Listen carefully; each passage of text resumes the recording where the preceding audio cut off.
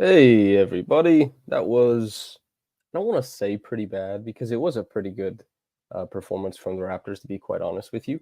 And we're gonna obviously nitpick some of the things that did happen, but it wasn't pretty good because they won. It was like pretty eh. Just for the people who are listening, the audio quality lower on this one. I ordered a new mic. We're waiting on it. The old mic is really good for times, but the cable is just completely done on it. So for this one and only game, we're doing the what is it? iPod, maybe the iPod Nano type headphones, the string headphones, mic jack headphones for the audio. So my apologies to anybody. This is a lot different than the like 5 years of podcasting you've come to understand and know me for. 108 to 105, the Raptors lose to the Boston Celtics in the inaugural in-season tournament game. A pretty good performance, and one that was undercut a little bit by uh, probably one of Darko's toughest performances as a coach.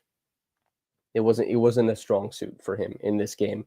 Most notably, there's a lot of coaches that have echoed the sentiment of don't foul your player out before he gets fouled out. Pascal got jobbed, man, on two fouls on Kristaps Porzingis. He had three fouls really early, and he played 8 minutes of the first quarter. They had to sub him out. I do think that the one was like a big time flop by Porzingis. The other one, Siakam, just kind of dead fished. But I didn't think either were fouls, unfortunately. Darko kept him out the rest of the first half. And as it turned out, the Raptors really struggled. And you can understand why if you watch this game, and maybe you'll understand a little bit better if you didn't and you're listening to this now. But Pascal was a plus 17. He carried the lineups that he was in.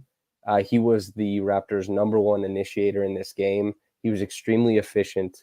It's not only what he did as a scorer, it's what he did not only as gifting assists and layups and stuff like that, but the way he was able to scramble the Celtics defense, draw guys into doubles and all that kind of stuff. That was huge for the Raptors offense, and their success in the half court was, as it has been for a few games this season, completely tethered to what he's doing. And not having him for the 16-minute stretch from when he subbed out at the end of the first half was difficult. And the Raptors struggled to score, and they also didn't have the best defensive stretch. And, Pascal is less responsible for really great defensive stretches than he is for the offense. But that was a big thing. And then, secondly, I believe Scotty Barnes in the fourth quarter, he leaves, Darko's trying to get him like 30, maybe 30 seconds, a minute of rest before he heads out for the rest of the game. And talking to Darko after the game about both of these situations, I'll give you some of the quotes in a little bit. But Scotty gets up to get back into the fourth quarter with, I think, 4 minutes and 30 seconds left. And he stands there until like 30 seconds left in the game. The game went away from what Darko wanted to do, I'm assuming. He thought he would be able to get him in. Mixed into that, there's obviously on-court stuff. The Raptors are getting some stops. The Raptors at that point are still going to Siakam in the post, still getting a lot of a lot of points out of it, getting good looks out of it. And as it just so happens, Darko doesn't go to the extreme of calling a timeout or using a take foul. He could have done either. A take foul is maybe more sensible, especially with if he had like Jakob on the court who had 0 fouls, maybe that would have made sense. But also, if you're gunning towards the end of the game, there was only 11 fouls called this whole game against the Raptors. A take foul might have been smart, but he also mentioned that he kind of liked the flow of the game and where it was going, and probably thought that Barnes would naturally have a check-in point, maybe around like 3:30, 3 minutes or something like that at worst. And it ended up being the final 30 seconds of the game. That's really tough. Barnes, this wasn't his best game, but Barnes is a positive player. He's been the best Raptor so far this year, and not having him for 4 minutes out of the last 4 minutes and 30 seconds of the game, it's tough. Who cares that he missed the last shot? Who cares that it wasn't his best game? He needs to be out there. And I can understand why Darko felt like, we'll let it happen naturally. I get it, but it didn't. And you have to be able to take control sometimes as a coach, and he wasn't able to in this game. And that is seen both with Scotty sitting for 4 minutes towards the end of the fourth quarter. He tried to do something. Scotty was standing up. He was waiting to check in. And then, coaches talk about don't foul your guy out. Let him play to his 6 fouls. And Pascal finished with 5. He had, all of them were soft. The one was a take foul at the end of the game. He happened to be closest to, can't remember if it was Brown or Tatum who got fouled with the ball to put them on the line. Or it was Drew, actually. And as far as what sitting Siakam for 16 straight minutes, that's really, really tough. I wouldn't have done that. I was surprised. I wasn't surprised when it was the 7-minute mark of the second quarter and we didn't see Pascal. I was kind of really paying attention to it when we hit the 4-minute mark of the second quarter and we didn't see Pascal. And then once there was 2 minutes left, I was like, I reckon he's sitting the whole damn thing. And he did. And the Raptors got, bullied in those minutes. And they made their run, not directly from Pascal stepping on the court, but as soon as the second half started, they hit some threes. Credit to Scotty really driving the pace early in the second half, getting some looks. Dennis hits a couple, Scotty hits one, and Pascal kind of gets into his zone, starts working. And those are the two big things out of this game. As far as the schematics, let's say, I talked to Joe Mazzulla before the game, and I kind of wanted to ask about the deepest drop I maybe have ever seen that Porzingis was playing last game. And he said, yeah, that's normal for us. We play a deep drop. And I was like, yeah, but Joe, this was really deep. And he was like, no, this is normal. We play a deep drop. And it isn't normal, but he doesn't owe me an answer, right? Obviously. They didn't play as deep in this game. And as far as what the Raptors were able to do without Porzingis that deep all the time, a little bit more room to work in the pick and roll. Dennis certainly was able to find more stuff in this game. And Jakob found a little bit more space for himself. Porzingis stepping up a little more. You're able to create that wide angle for a roller. And then Pascal really going to the post to initiate through those mismatches. He's beating guys who constantly, I asked him about this post game, Drew Holiday is a guy who gets a ton of love as somebody who can guard up. Derek White gets a lot of love as somebody who can guard up. And neither of those guys had anything for Pascal Siakam. So they can guard up against some guys, but they can't guard Pascal. And that's a credit to Pascal. Pascal just said, I'm trying to use my size and I'm trying to, really beat Drew with my size because I can't outquick him. And Drew is a fire hydrant. The fact that Pascal was able to move Drew is really impressive. And the fact that Pascal, you can't let Drew get stable. You can't let him sit on one spot and win the battle of the lower man. You got to keep shifting and make sure that he has to keep moving his forearm to different points on your body. He can't load up on one spot. Pascal's really shifty for his size. Drew overloaded on Pascal's left shoulder or on his left leg multiple times. Pascal hit him with the spin multiple times. Derek White, similar thing. Maybe not as easy as Drew because Drew really did overload and Pascal, he found the spot that he needed to. Pascal also banged Jason Tatum down low on the block, got to a spot, hit a jumper late, rimmed out on a jumper on Jaylen Brown late too. But that was basically the only shot he missed. And the Raptors, for most of the third quarter and a lot of the fourth quarter, they just went to Pascal in the post, found money. I've had a lot of comments and a lot of people saying Pascal can't do it against a good team or a good defense. Pascal can do it against a lot of different players. He hasn't had his best start to the season, but this is probably a good reminder that Pascal can do it against good teams. Not that you probably shouldn't, nobody should probably be saying that anyway, but this is a strong reminder. The Celtics are one of the best teams in the league. They play really good defense, and Pascal was the complete hub of the Raptors in what now is another tie for their best half-court performance, 100 points per 100 possessions. They've had 3 games doing so.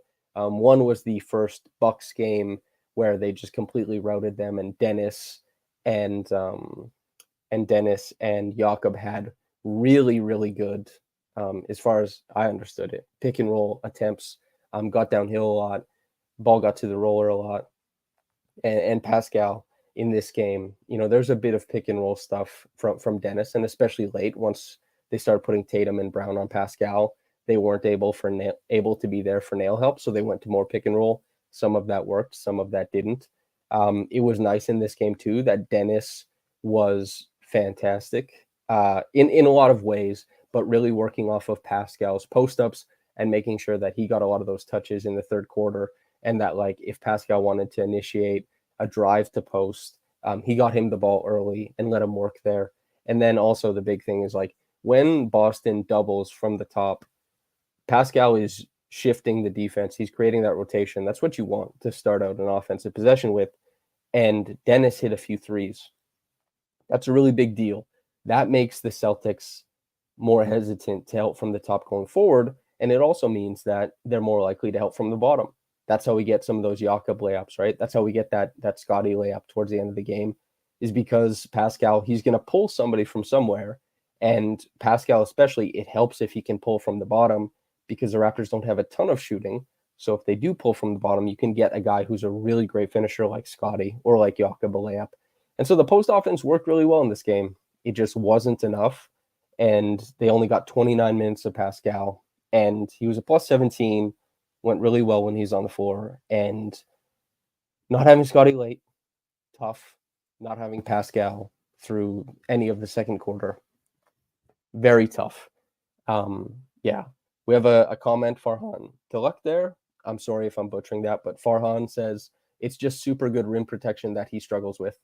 Any driver struggles with super good rim protection. But this kind of thing, right, is like these moving goalposts of like, if Siakam has a good game, it wasn't against this team. If Siakam has a good game, it wasn't against this guy. If Siakam has a good game against a good team with a good defense, it wasn't X or Y. Like it's always just something he's not doing. When he's winning minutes, he improves the half court offense immensely. He's been like, I know people pick and prod, but he's been good on defense. The goalposts are always moving for him, which is unfortunate. I hope like a game tonight is a tremendous game, and he didn't have his best game last game, and teams have been able to limit his impact in some games by doubling out of the post, and the Raptors have to be able to make shots out of that, and he makes the right read. Darko said as much tonight.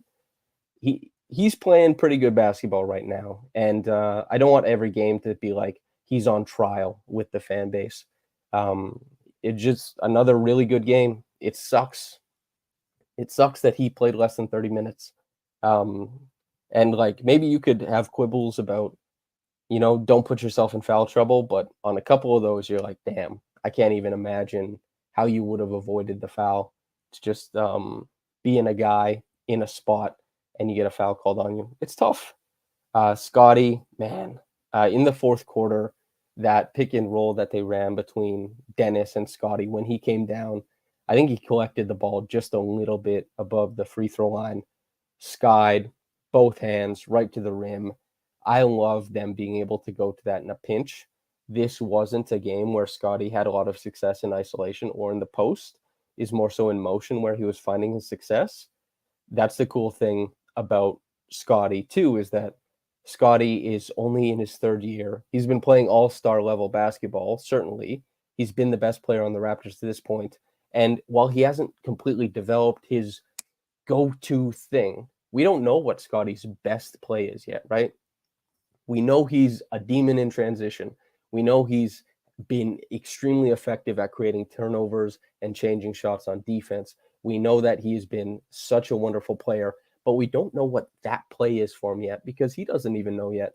And so when you have those little blips in like a fourth quarter where he comes into the lane and there's a lot of players who, if they gathered the ball where he gathered the ball, they got to put down another dribble that risks a dig. They might not be able to sky all the way to the rim, but he can. It's really impressive. This wasn't Scotty's best game, but even in the games where it's so for him, you can always find those little nuggets of encouragement. And I wrote a piece, if anyone wants to go read it, at raptorsrepublic.com, which is, Scotty has been the Raptors' best pick and roll player There's a ton of examples. I break down a lot of the sets that the Raptors are running and what Scotty is doing right in those. Not as many opportunities in this game because they were switching a lot of stuff. And that was different than the first game where we saw a ton of Porzingis dropping. I think there were two mid-range jumpers that Siakam hit in the first Celtics game.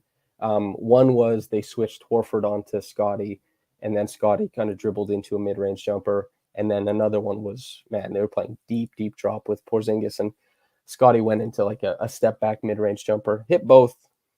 Really, really nice. I talked about a lot of Scotty and Pascal so far. Jakob, credit to him. I think he's had a handful of really tough defensive games, and on-offs aren't everything. Winning your minutes isn't everything. You need to be able to look for other things. But the fact that coming into this game, the defense was better statistically with Jakob off the floor probably is a little bit surprising and disappointing. The defense alone last season was 10 points better with Jakob on the floor. And so, I've seen people say like, well, he was playing for a contract, context X, context Y. I think that Dennis is a better defender than Fred. I think that the Raptors as a whole have been a pretty good defense, and I think that they could be even better if Jakob was playing to his best. I don't think he's like now playing lesser because of contract security. I don't think the context is more harmful for him. I think he's just had some bad games as far as like being the guy who's supposed to anchor the defense at the back end. This game, I thought he was much stronger. The Raptors still obviously have to navigate his lack of shooting, but they started off this game running those elbow actions. You can actually, I wrote about the exact play that the Raptors run last season. If you type in hacking the half court Samson Folk, my piece will probably come up if you want to know exactly what the Raptors were running. And they got a couple buckets off of that high-low stuff from Jakob. That was really nice. They also used a Princeton set, Princeton Horns Chin play to drag to get it so that Siakam could draw a tag off of a switch and they could open up Scotty for that three that he hit on the right wing. Darko and co are probably seeing this stuff a lot of the time and keeping note of that. Like, okay, this is how we're getting defensive responses to this play a lot, and this is kind of what we can do based off of that. And different teams will do different things, but once we're like 20, 25 games into the season, they'll probably have a pretty good idea of the composite average of how teams respond to things. And then they can start maybe digging into the playbook a little bit more, or kind of really hammering home the stuff that has been working. Gary, defensively, we can talk about that last play. I talked to Darko about it. I talked to Precious about it. I talked to Pascal about it. Gary didn't come talk to us. So Drew is driving, and it's not directly baseline, but it's close. And Dennis is sticking him, right? And so we have Tatum above the break, right in the center of the court. That's Precious's guy. We have Gary, who's on Derek White, who's right in the corner. And we have Pascal on Jaylen Brown, who's above the break on the other side. And as far as what the Raptors are doing, Gary makes a beeline running the baseline to go double Drew. Now, why? That's obviously what the Raptors wanted to do. I really doubt that that's a call Gary is like. That's probably not a read Gary's making. Probably like a base go, hey, this is what we're doing. I don't know why they would do that. I don't think Drew is going to bully. I don't think Drew is going to bully Dennis that hard. And as far as, I would help from the top instead of the bottom. And when they help from the bottom, it puts Siakam in a position where he now has to zone up Jaylen Brown, right, above the break, and he has to zone up Derek White. He has to split the difference. He starts splitting the difference. Gary tries to double from the baseline. Drew sees that, turns away and goes middle. Gary gets stuck in no man's land, and now he's guarding nobody. And Jaylen Brown correctly makes a really great cut. He knows, like, well, Siakam's covering two guys right now. I need to make this a really easy read for Drew. he collapses the weak side zone, makes a basket cut. Siakam has to cover that. Otherwise, it's a drop off for a layup. And then Siakam's also the guy who ends up closing out to Derek White in the corner after Drew makes the pass. This is guys being put in a position where they're not going to succeed. That's why I asked the guys after the game, like, if the chess pieces, where are you trying to put them? And nobody gave like a really straight answer. And I suspect it's because they don't want to harp too much on one guy or whatever. Um, if if that was a read that he was making, in that case, then it's unacceptable. Terrible read as a defender. If it's if it's if they're saying like, hey, we're gonna double baseline on Drew Holiday, that's really, really tough. I don't know why they would do that, but if that's the case, then you probably want Precious to drop down and Siakam to now just have Derek White in the corner. And you want it to be that Precious is playing to just Jaylen Brown. Now, Tatum is wide open above the break. I'm like, what was the winning situation here? Because you have to look at the play and say, what is the worst outcome here? Or what do we want to force the defense to do? And if they don't double, then I think it's like they can pinch in off of the other places, one pass away. They can keep the ball in control, and it can be what Drew Holiday trying to hit like a little, I don't know, 9-foot, 10-foot fader over a defender. That's like a tough shot. And the Raptors will be in good position to grab and go afterwards. That seems comfortable. That seems like a good position. But when they double and you immediately put Siakam in a 1-on-2 situation and Brown, you have to expect NBA players, like they know, they have reads, they have automatics. Like, hey, when this happens, this is what you do. This is instilled in them. There's some intuitive cutting stuff that's like, you see the numbers on the back of the jersey go, you see a guy turn your head go. There's like little things like that, but there's timed cuts, there's scripted cuts. If they zone up the weak side, collapse it. And Jaylen Brown collapsed it. So I don't understand it really. Nobody gave me a satisfying answer afterwards, which, I mean, that's kind of tough, but that's how it shakes out, obviously. That's the last play. That's the last I'll harp on it. Gary, the shot making in this game, really happy with what he was able to provide. I think he had a bad defensive game, but that's okay. They really need his shooting.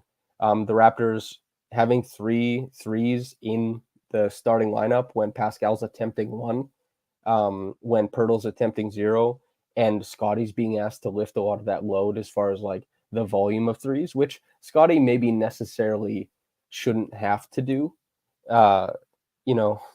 Like Scotty should be doing things elsewhere. There's a unique thing that's happening too, where Scotty shoots a bunch of threes when Pascal's off the floor and shoots less threes when Pascal is, which speaks to a type of symbiosis that is different than a lot of fans think it is, just as like a point. And then Dennis, he went 5 for 11 tonight. The backcourt play, maybe they bit off more than they should have been chewing, I think. I know a lot of people look at these games and say less Dennis, and that does make sense. You would want maybe more Pascal, maybe more Scotty, and in some cases, maybe some people want a little bit more OG. But Dennis has a lot of the ball, like a lot. And tonight, I thought he made a lot of good decisions with the ball. I thought that he had a really good sense of what to attack, when to attack, all that kind of stuff. But he still probably has a little bit too much in the offense, but a good game from Dennis too. I guess Precious, once again, is kind of thrown into a game. Hey, we need to be able to switch stuff. You need to help us kind of like batten down the hatches defensively in a way that Jakob Pearl doesn't really allow us to do that. And as far as that's happened in a few games, and Precious's numbers on the year aren't that great, but there's been a few games where Precious closes out, or Precious is getting like heavy minutes down the stretch because they need to switch and they need to be able to nullify a lot of these actions. And I thought he did a really great job. I thought he was really good. He also played with Jakob in this game, which was new and interesting. And I thought like Hell yeah, it's interesting if they can make that work. They also played like a decent amount in that first half. We saw Dennis and Malachi playing together too, partially because Pascal's not in there. But yeah, it's interesting. It's something that I guess everyone will pay attention to. Malachi, 19 minutes. He was a minus 15. He did have 5 assists. He did have 5 points. That three he made down the stretch, or maybe not down the stretch, a little bit before the final stretch, I should say, where Pascal sees what's happening above the break, feels a little pressure on that dig, gets the ball to Malachi. That was a really big three. This wasn't like a superstar Malachi game, but I think, and this is kind of where people, some people think, well, Malachi's just playing like okay backup point guard minutes, or Malachi is just like being like a regular backup point guard. That is meaningful. He's not one of the better backup point guards in the league, but the Raptors, evidenced by how much time Schroeder spends on ball, right? Darko likes an offense to feature a ball handler. And I don't think Darko considers right now Scotty or Pascal these significant ball handlers above the break. He wants to run through these actions with a little bit more pace. And I think Malachi and Dennis create less advantages on average than both Pascal and Scotty. I just think they do. I think most people would agree with that. But they do run through actions with more pace. You are able to get through stuff quicker. Maybe Darko likes that for the progression of the offense, the progression of reads, keeping the defense moving, making them play honest in more spots. That's the rationale, right? So Malachi Flynn is going to keep getting minutes. And Gary Trent Jr., he doesn't move through the offense. Like, he's a more talented player than Malachi. He's better than Malachi. But he doesn't move through the offense as quickly as Malachi does. This is the kind of stuff that is definitely keeping Malachi on the floor. Hopefully the shot making and some of that creation continues to be there. We're all looking for more from Malachi. The blown finger roll really hurt, obviously. But he's giving more and more. He's obviously not going to create like massive change with the Raptors, but Darko obviously likes this archetype of player. And in a game like tonight, he has an okay game. Unfortunately, he and Scotty were in a lot of tough lineups.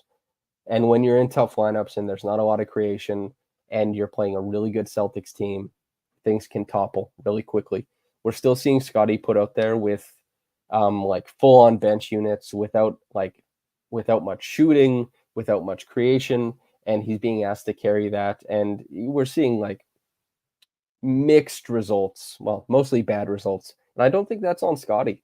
That's just the bench hasn't been as good as people wanted it to be. Jalen McDaniels had a couple nice cuts for baskets, like well-timed supporting drives. Especially like if you're coming from the same side, knowing when to cut is really, really intuitive. And I thought he had two really nice ones. Grady played 10 minutes. I think it was his worst stretch. He didn't do a lot of the things that we can count on him to do, like the little things Kings stuff.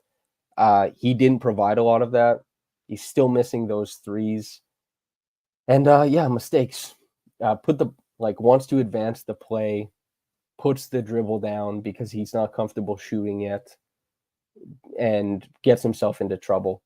Like, he is much better when he's thinking shot first and playmaking reactively after that. It's been tough to start the shot making, but a lot of the other stuff was in a really strong spot. In a game like tonight, this was great. He had a really tough overall game.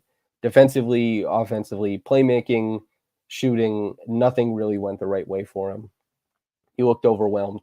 And, the Celtics have a little bit more to throw at him from their fourth and fifth best defender on the floor at any given time. And maybe that attributes to it, but just a disappointing situation with Grady's play tonight. But he's a young guy. This is game 12 for the 13th overall pick. He has plenty of runway before he loses my good faith. And I suspect it's the same for any people listening at home. I was talking to Blake Murphy a lot about Grady today, and Blake was a large proponent of it would be interesting to see Grady in the G League, Not necessarily to take away Raptors reps, but just like if they overlap, why not have Grady go down to the 905 and come back up and play Raptor stuff? And I think I agree with that wisdom.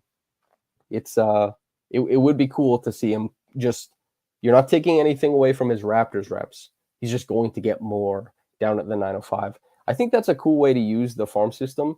And I think that's like, it's important to have that synergy between the big team and this affiliate team, right? I see somebody, Van Hoot 2234 says, I wanted Kaysen for the record. Trey and I did a lot of work talking about Kaysen. We both really liked Kaysen. Kaysen has been awesome for OKC. He's such a unique player. He shot the ball well. He's been screening a lot as a guard in their offense since they kind of invert the principles. They love using their guards for screeners. And he's really impressive. We have a question from Farhan, says, Twitter saying he can't get his shot off in NBA. How much truth is there to that? I got zero take on it. If you're talking about Grady, unless you guys are just talking in chat, then my bad for butting in. If you're talking about Grady can get his shot off. I think Grady has done well to create shots. I think Grady has done well to play off of other players and find himself in space. He just hasn't hit shots. So Grady can definitely get his shot off. It's important to remember he is 6'9". He's big and he has a high release point. He can definitely get his shots off. The unfortunate thing, he's just not making them. He's really high touted shooter coming out of the draft. Has a lot of people who say it will come, including the Raptors themselves. It will come. That's how I feel about it. We have some Koulibaly talk. Yeah, the Raptors, they were very, very interested in Bilal Koulibaly, and they were very interested in Kobe Buffkin. And I think that was actually my broken news way back when the workouts were going on, that Kobe Buffkin had been brought back. And he had like maybe not a great first workout, but Buffkin knew that the Raptors were in his range, and he wanted a second workout. The Raptors granted it for him, and he killed it. So hell yeah. I like Kobe too. There's a lot of really unique players from like pick 6 through, I don't know, like 18. Keontae George is another one who's really good. No. I see Van Hoot says no slight against Grady. No. There's a lot of really great young players in the league. I don't mind. I don't mind. I mean, hey, Grady is one of them, and I think the Raptors, I like the pick they made. Even after this start, I still really like the pick they made. But hell yeah, there's a lot of really good players who came out of the draft. It was such a cool draft in that space, and I had a lot of fun kind of looking at all the different guys who were there and trying to kind of dig into the film and talk to a lot of scouts about it. I've talked mostly about the game. Is there anything else we talked about? Oh, here's a good one. They were a lot more reluctant to play tight to Porzingis in this game. I felt so, after last Celtics game, I had said maybe give Porzingis a little less respect here. Don't play him like he is this knockdown three-point shooter. I get it. He has good games, and he's a better three-point shooter than a lot of bigs, and he is a good three-point shooter. But the way that in the first matchup, the Raptors were sticking him, and the amount of gravity they rewarded him opened up so many driving lanes for both Tatum and Jaylen Brown. And in this game, they gave Porzingis more space on the perimeter. They felt more comfortable switching smalls on him inside the arc, and they put more shots in Porzingis's hands that he had to create. I love that approach. This is an approach that other playoff defenses have done with Porzingis, and this has been where some of his poorest games happen. Porzingis was still good. He's a good player, obviously, and he had a lot of rebounds tonight. He had some assists, of course, but as far as like the Raptors' change in approach to how they wanted to guard Porzingis, I really, really loved what they did, and I hated what they did in game one. A huge part of their better defensive performance was that change in how they were guarding Porzingis. So huge fan of that. Sam Hauser just banging threes, obviously not good. Al Horford going 3 for 4. That's tough. Peyton Pritchard, I mean, he kind of got carried in this game, but the plus minuses, if you look at them, Boston's are really close, whereas like the Raptors are kind of all over the place. Oh yeah, let's talk about the in-season tournament aspect of it, right? I'm sure people are interested in that. The court in person looks awesome, like really, really awesome. We have these monitors on Media Row which show the TV broadcast, and the court looked a lot worse. Like there's a lot of glare coming off of it as far as the TV broadcast, and I was like, damn, that's too bad because in person, really sharp, really awesome court. Darko said before the game that he said it does feel a little bit different. We got a really good game out of it. Like the Raptors lost, but that was a really, really good game. Super, super enjoyable, and against one of the best teams in the league, and a game that they could have won, definitely, right? They did a lot of things right in this game. Some things didn't go their way. And the in-season tournament aspect of it, I don't know if the players are like, oh, this is different, because it still counts as one of the 82, right? And yeah, but I thought that the game ops, which like the in-arena operations, the music, the lights, all this kind of stuff, the little games they do, there was more pop to it in this game. It was more enjoyable than like a regular game. Part of that is because it's like a really good team they're playing and they played well against them. That obviously is a major factor. But as far as all the game ops and stuff, I think they did a really good job. I hope that the Raptors win the rest of their games in this. I hope they advance. And differential does matter, so only losing by 3 is important, as crazy as that sounds. I can't remember which team did it, but I think it was the Bucks. They kept their starters in for a longer time to kind of bump up their point differential. That's kind of like a cosign of the tournament, right? That teams are already trying to game the system to advance further. That's cool. That's important. Nesta, I saw you say that the slipperiness. So Precious mentioned that he thought it was more slippery. He said it worried him a little bit because he was coming back from injury. He's trying to play a little bit more cautious. Jaylen Brown said he might have been injured, I believe, on the court, and he said it's unacceptable. Obviously, that's that's not great. That's bad. And then Pascal, who in this game was operating mostly out of the post, right? Not these big drives where he's taking like long strides. He said he didn't notice anything really, and he also mentioned that different players are having different responses to it, like their shoes. Like the shoe is a variable that changes that, right? So that's happy. Van Hoot, enjoy the rest of your night. Nice to see you. Thanks for popping in. Enjoy yourself. Thanks for always watching. Appreciate you. For the people listening the morning after, there's a live chat that I'm responding to. Just so you know, there's people watching right now. So I think the in-season tournament stuff, I love it. I like the Premier League a lot. I like world soccer, world football. The way that they're able to do the Champions League, the way that they're able to do like these in-season cups and stuff like that, I love that. And I also kind of dislike in general, like the zero sum, there's only one champion stuff. I love the pennants. I love in-season cups. I love anything that you can win or do, I think is worth doing. And I know culturally it's a lot different in North America, especially like Canada and America, just doing like there's one winner at the end. But I love that there is this kind of stuff where there's now a second thing to win during the season. I hope it sticks around past this season. I hope that it builds, credibility with fans and with players. And I hope people like give a shit about it because I think it's interesting. And I think that this is the kind of stuff like when I see, obviously Leicester City, for example, in the mid 2010s, winning the Premier League was like unbelievable. And that doesn't happen very often. Like that much of an underdog winning is just completely, that's out of the question. And Jamie Vardy and especially Mahrez just rose to massive prominence afterwards because they were maybe slept on as players, right? There are a lot of teams that get to compete in like the semifinals or the finals of these other lower end, like these cups and stuff like that. and these cups mean something to a wide variety of teams. And obviously, like football has like 8 divisions and it's all over the world. So there's like way more history and stuff like that. But, the NBA is trying to build a little bit of history here. And I think it's cool, man. I think it is cool. I hope it sticks around.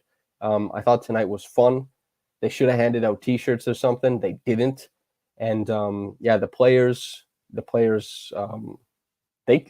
try during these games, man. The point differential in these games seems to be closer than average.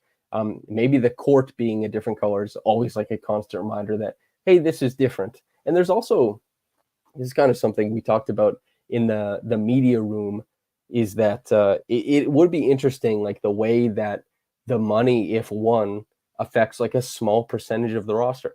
If Pascal Siakam gets an extra $500,000, it's $500,000, of course, but he's making what, $38 million this year. Now you go to a guy like maybe Delano Banton. If Boston ends up winning this thing, he gets an extra 500K. Maybe he doesn't even play, but like you would feel gratitude towards like Jason Tatum and Jaylen Brown for bringing you there. Like there would be camaraderie. It bridges the gap in some ways. And maybe that doesn't give the fans more incentive, but certainly the players, like it means something. And I think also the best players on the team, the guys who make the most money, should also feel a little bit of onus, like I'm trying to earn it for this other guy. I think that matters, and I hope that motivates teams. And then the outcome for the fans is like maybe with that extra motivation for a random game in November, you get like better performances. So yeah. Also, James Welch says you have to go. See you, James. Thanks for popping in. I feel like, okay, I got asked about Zach LaVine. I'll talk about Zach LaVine a little bit. Yeah, Farhan says they're gonna bring Delano's gonna bring the in-season trophy back to Rexdale. I hope so, man. I'm in Rexdale. I'd pop out to see it. Say what's up to Delano. Shout out to Rexdale. So Zach LaVine, I don't think the Raptors do it. Like the Raptors are in on everybody the last 2 years. They're both selling everybody and available to trade for everybody, right? That's kind of been the reporting. And we've seen reporting from like Woj, we've seen reporting from Jake Fisher, we've seen reporting from Shams, and it's like there's a lot of talk about the Raptors, and sometimes I think their name gets thrown into stuff for leverage, and sometimes maybe reporters, who knows what's true some of these times. Like, and especially since basically if you're reporting something, you've heard something. It's just like the reason why Woj and Shams are so effective is because they report it, but they've heard it like 18 times and they've heard it from the decision makers. Like I hear stuff from scouts, from assistant coaches, from whatever, right? There's a bunch of people around the league, and there's a bunch of people, like there's just a bunch of people. You can hear stuff. I could hear anything. Somebody from the Raptors organization today could say, I want Zach LaVine. And that would be nothing because they don't make those decisions. You got to hear it from like Masai. And I don't know where anybody's been hearing stuff from, but as far as like Zach LaVine, I think that Siakam's a better player than Zach LaVine. I think that Zach is probably a marginally better fit than Siakam on this roster offensively. But also, like, Zach LaVine is not much of he's really good offensively working off of other creation. He's really good at, like, attacking closeouts, punching gaps. The spot-up threes are good, of course. But as far as, like, his creation, a lot of it is getting into, like, a step-back jumper. A lot of it is fueling just his own shot making. And not a lot of it includes breaking down the defense and creating a bunch of looks for other guys to work off of. And I think LaVine would struggle with the lack of spacing too. Obviously, it does open up things for others when he's off the ball. But then again, you're playing Zach LaVine off the ball, and you run into a lot of the same things where the Bulls are in, where DeMar is working on ball and he benefits from Zach off ball. But what do you do as far as like maximizing Zach once he's there? And Zach also has like a ton of health concerns. Siakam is like an unbelievable Iron Man. He plays a lot of minutes. He plays a lot. And Zach is maybe less reliable. I like Zach a lot. I think it's at best a lateral move, so I wouldn't do it. I'm sure the Raptors in these talks are saying like a package around, and this is not me, this is not reporting, this is speculation. This is probably a package around like Gary, etc. You guys want to move on, you want to do something different. Gary's younger, re-sign him this summer, make something happen, right? Like you're the Bulls, we'll give you X and Y. Maybe there's another prospect in there, maybe there's a pick. Maybe if it's a 3-team trade, maybe you're looking at Siakam goes one place, LaVine comes in, the cost is split among the 3, and who knows what that third team is doing. Who knows what comes from there. But I think I would be pretty surprised if it happened. And I don't think there's like a huge ceiling for the Raptors in doing it. Yeah, it's if they can get LaVine in there without losing any one of the like Siakam, Scotty, or OG, I would be pretty shocked. I would be like, how the hell did they make this happen? But if you can make that happen, then great. Then you get like a lot better immediately. I think LaVine would be swimming in a lot of opportunities. Like if you just look at tonight's game, right? If you stack LaVine on the strong side with Siakam, and you give Siakam, like LaVine enters the ball to Siakam in the post, that's like what, really great offense, of course, because Siakam is either running like this post up one-on-one where he scores a really high percentage of the time. And like his post ups over the past, since they started posting him up a lot, are really fantastic. Like the points per possession are to the moon.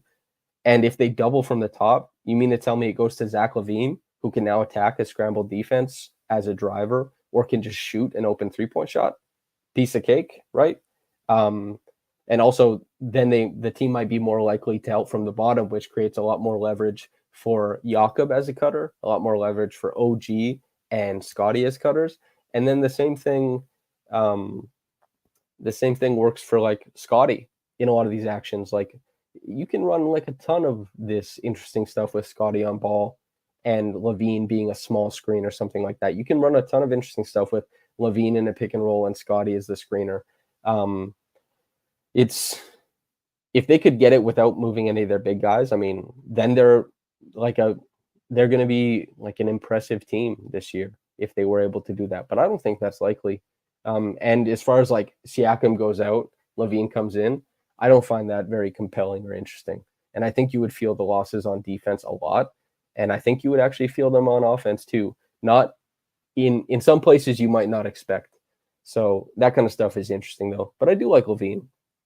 And I think that both LaVine and Siakam probably, and especially Siakam because of the contract situation, not because of his play, because of the contract situation, has lesser value on the trade market now than he did for however long. I guess that's probably it as far as like the conversation for tonight.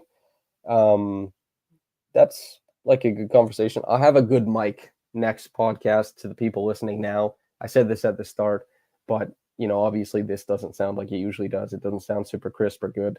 I hate this. This is the first podcast I've recorded ever with this level of audio. But as you guys heard, some of you, the cable screwing up on the other podcast, not good at all. So we're moving on to something else, have a new mic coming. So everything should be copacetic by Sunday, 4 p.m. Pistons. And Lewis will be at that game. So I'll be live right afterwards. So around supper time, I suspect a lot of us will be seeing each other and talking again. So I'm excited to see you guys and chop it up afterwards. Thank you. It's 1:20 a.m. You guys are great.